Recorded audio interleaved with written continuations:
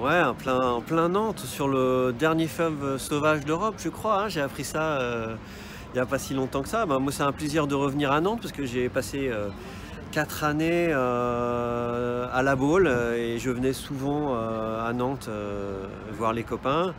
C'est une ville qui est résolument tournée vers la pratique de la voile, avec notamment le snow, l'erdre et, et enfin, maintenant, voilà la Loire qui va nous offrir un beau terrain de jeu jusqu'à Saint-Nazaire. Donc, je suis content que, voilà, après Bordeaux, Nantes s'ouvre à la pratique de la course au large et que la solitaire du Figaro fasse escale dans un des grands ports français.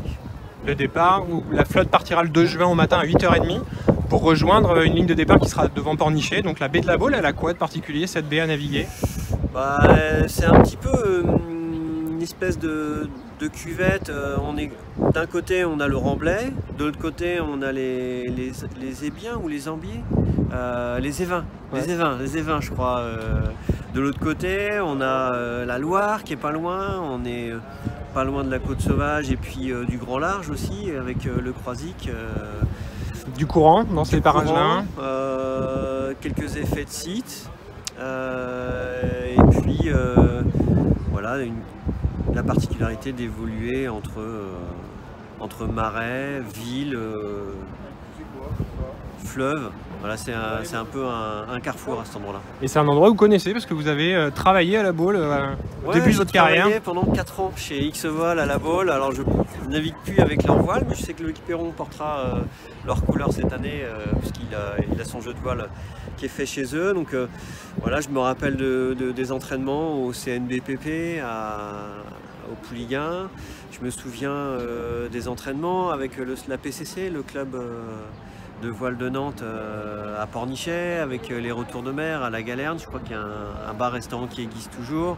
Le match racing, les étudiants, enfin voilà, la belle vie d'étudiants et quand la pratique de la voile n'était qu'une passion. Là maintenant c'est devenu un métier, mais la vie est toujours aussi belle, je vous rassure.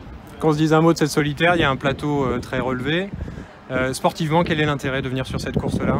C'est une remise en cause. À chaque fois, je veux dire, on a beau avoir un palmarès long comme un jour sans vent, on n'en reste pas moins quelqu'un qui doit se remettre en question face à la nouvelle génération. On n'en reste pas moins un marin qui n'a aucune certitude et à chaque fois on apprend et on repart de cette solitaire plus fort, prêt à affronter les autres séries comme l'Ultime, le Limoca, ou prêt à partir sur des épreuves comme le Vendée Globe ou le Tour du Monde. C'est vraiment une école de formation et puis une école aussi un peu de la vie parce que mine de rien on apprend, on prend des coups, on rebondit. C'est pas rose tous les jours, mais par contre on en sort plus fort, c'est sûr. Et ce début de saison là, ça démarre plutôt pas mal? Ouais, bah, le début de saison était en double parce que dans un souci de mieux apprendre le bateau, on a souhaité naviguer en double. Moi je faisais équipe avec Samantha Davis, donc on a remporté la Sardina Cup la semaine dernière. Tout ça c'est de bon augure. Maintenant on n'en est qu'à un peu plus de la moitié de la préparation avant d'être au départ de la solitaire, donc il faut pas se relâcher.